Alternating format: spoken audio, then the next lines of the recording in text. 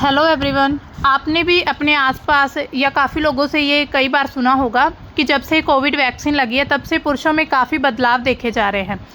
तो कई यहाँ तक कि कुछ लोग ये भी कह देते हैं कि जो पुरुष नपुंसक हो रहा है उसका कारण है कोविड वैक्सीन। अब इस बात के पीछे कितनी सच्चाई है आज की इस वीडियो में हम जानेंगे। तो आज की ये वीडियो है हमारी एक न्यूज़ पर आधारित है कि न्यूज़ ये आ रही है कि जो वाई क्रोमोसोम है पुरुषों में वो डिसअपीयर ख़त्म होता जा रहा है। और ऐसी ही खबर है कि आने वाले जो 10 मिलियन ईयर्स बाद जो ये क्रोमोसोम पूरी तरह से पुरुषों में ख़त्म हो जाएगा। तो इसमें हम देखते हैं कि ये वाई क्रोमोसोम का आखिर रोल क्या है, पुरुषों के साथ इसका क्या लेना देना है, ऐसी बात क्यों कही जा रही है कि इसके ख़त्म होने से पुरुष ख़त्म हो जाएंगे। इससे क्या ये पता चलता है कि सिर्फ महिलाएं बचेंगी दुनिया में, क्या मतलब जो पुरुष हैं उन पर संकट आ चुका है, या फिर पूरी दुनिया में आगे कोई भी जनरेशन नहीं बढ़ पाएगी, सिर्फ इतने लोग रहेंगे जितने अभी हैं। तो अब इस पूरी वीडियो में हम यही चीज़ को जानेंगे। जो वाई क्रोमोसोम होता है वो सेक्स को आइडेंटिफाई करता है ह्यूमंस एंड मैमल्स के बीच, जो स्तनधारी जीव होते हैं उनमें, कि जो बच्चा पैदा होने वाला है वो महिला है या पुरुष है। तो ये सारा रोल किसका होता है, वाई क्रोमोसोम का होता है। तो ऐसे एक खोज की गई है जिससे ये पता चला है, रिसर्च ये हुई है कि जो वाई क्रोमोसोम है वो धीरे धीरे उस पर जितने जीन्स लगे हुए थे अब वो धीरे धीरे काफ़ी कम हो चुके हैं। हालांकि 300 साल पहले अगर हम देखें तो इस पर काफ़ी जीन्स थे, लेकिन उस पर कम होकर आज सिर्फ 45 जीन रह चुके हैं। तो इससे ये भी कहा जा रहा है कि जो आने वाले 10 मिलियन साल हैं उसके बाद ये 45 भी ख़त्म हो जाएंगे। तो इट मीन्स जो वाई जो क्रोमोसोम है, गुणसूत्र है, वो पूरी तरह से ख़त्म हो सकता है। आखिर ये क्रोमोसोम क्या है, सबसे पहले हम ये देखते हैं।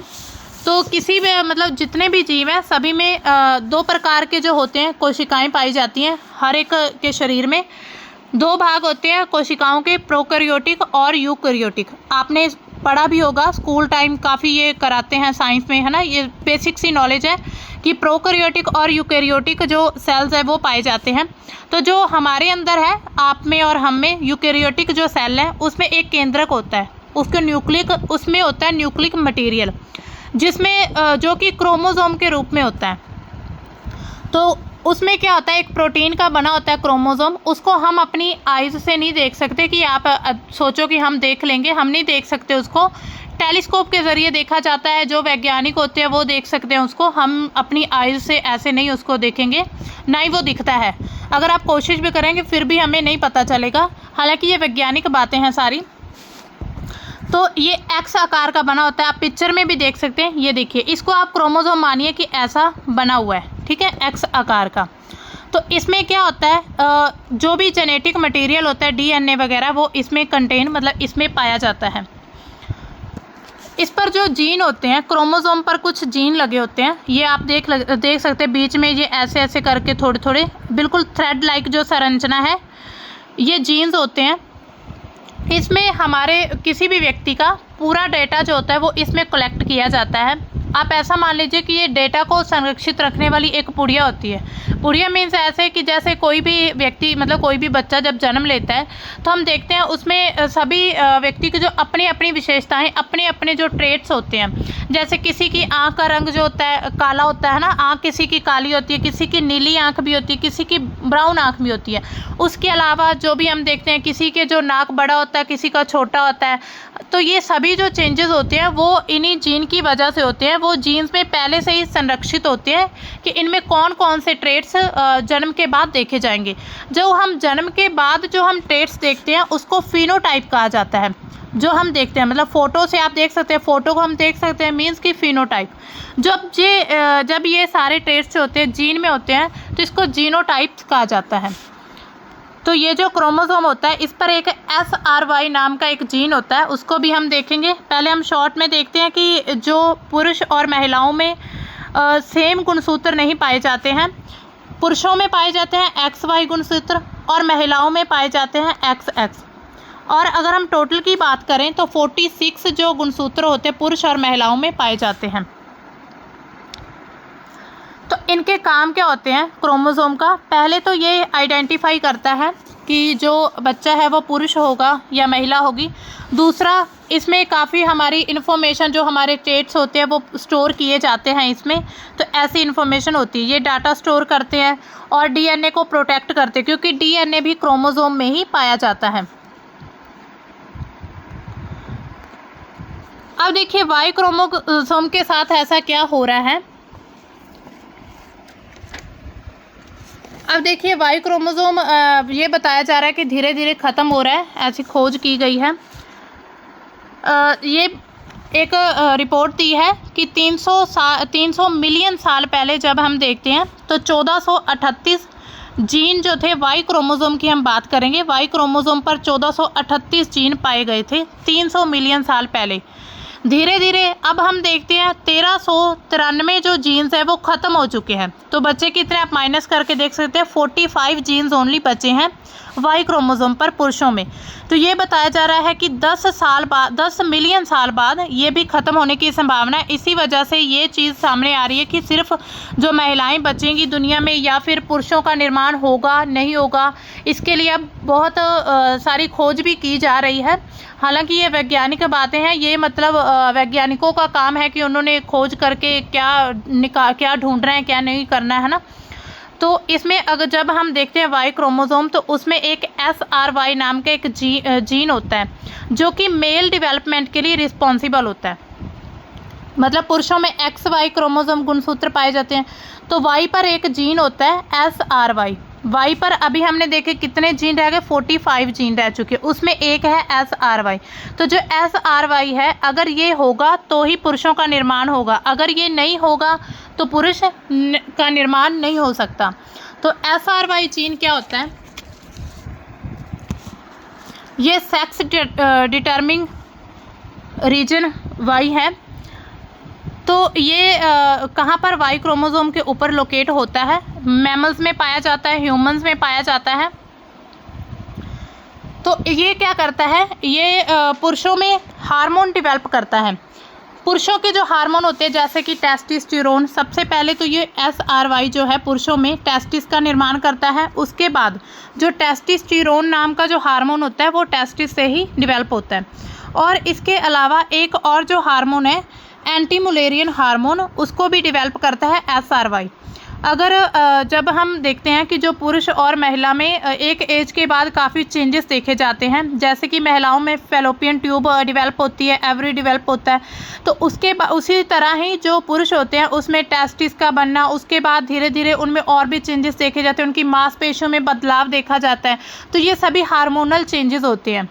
तो ये पर्टिकुलर एज के बाद आने शुरू हो जाते हैं। उसमें क्या होता है कि अगर मान लीजिए किसी व्यक्ति में एंटी मुलेरियन हार्मोन नाम की कमी होती है तो उस व्यक्ति में, उस पुरुष में महिलाओं वाले थोड़े थोड़े गुण आ जाते हैं। मतलब कि जो महिलाओं में चेंजेस होने वाले जो चेंजेस होते हैं वो पुरुषों में ना देखे जाएं, जब पुरुषों में बदलाव वो ना आए। तो इसी वजह से जो SRY जीन होता है वो इस चीज़ के लिए रिस्पॉन्सिबल होता है और वो एंटी मुलेरियन नाम का हार्मोन जो है डेवलप करता है।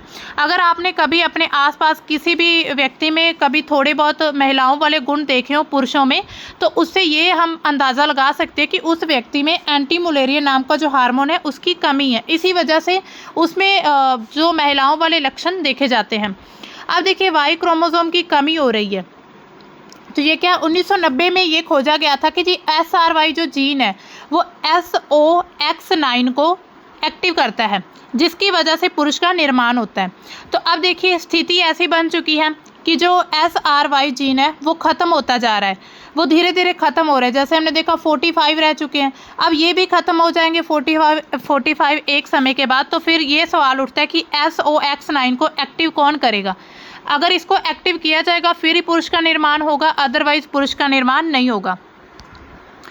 तो अब देखिए ये SRY वर्क कैसे करता है। सबसे पहले तो ये मेल को डेवलप करता है, उसके बाद ये टेस्टिस का फॉर्मेशन करता है और फिर ये जो मेल में हार्मोन्स देखे जाते हैं उनको प्रोड्यूस करता है।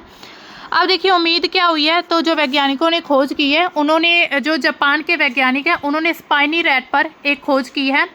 जो स्पाइनी रैट है उससे ये उम्मीद जगी है कि अगर वाई क्रोमोसोम ख़त्म हो भी जाता है फिर भी हम पुरुषों का निर्माण कर सकते हैं।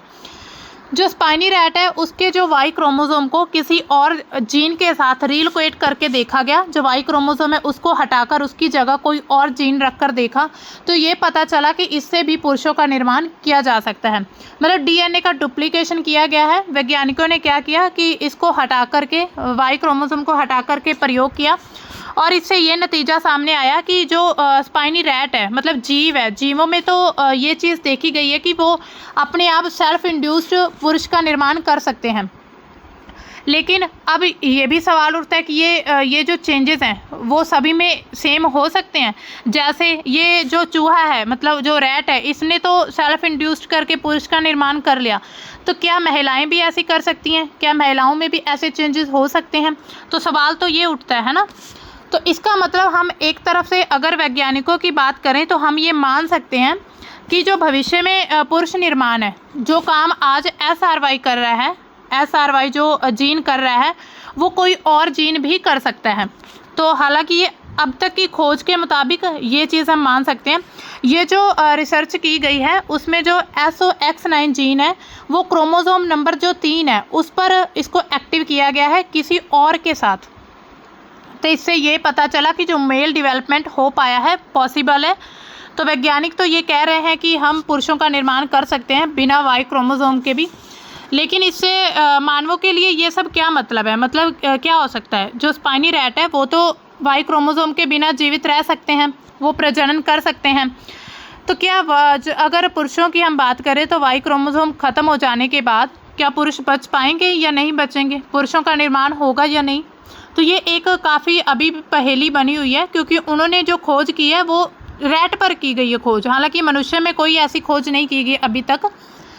तो इसमें क्या है, आखिर अब ये बदलाव ऐसे हो क्यों रहा है? ये जो Y क्रोमोसोम है ये ख़त्म क्यों हो रहा है? तो इसकी एक सबसे बड़ी वजह जो ये बताई जाती है कि प्रदूषण जो है वो दिन ब दिन इतना बढ़ रहा है कि मेल जो फर्टिलिटी रेट है वो उस पर काफ़ी भयंकर, काफ़ी बुरा असर पड़ रहा है। अब आपने देखा होगा अपने आसपास काफ़ी जो दुनिया भर के IVF सेंटर है वो काफ़ी ज़्यादा ओपन हो रहे हैं, हर जगह पर उसको ओपन किया जा रहा है। इससे क्या है कि जो मेल या फीमेल कोई भी हो वो अपने एग या स्पर्म को फ्रीज करके रख लेते हैं, क्योंकि वो ऐसे सोचते हैं कि आज तो हम यंग है ना, आज जो ट्रेंड चल रहा है ना IVF का, तो उसमें ये सोचा जा रहा है कि आज हम यंग हैं, अगर कल को हम 30-40 साल के हो गए उसके बाद हमें बच्चा पैदा करना हो और कुछ हो ना पाया है ना, तो ऐसी संभावनाओं को देखते हुए जो IVF सेंटर है उसके थ्रू जो स्पर्म्स है, एग हैं, उनको फ्रीज करके रखा जा रहा है।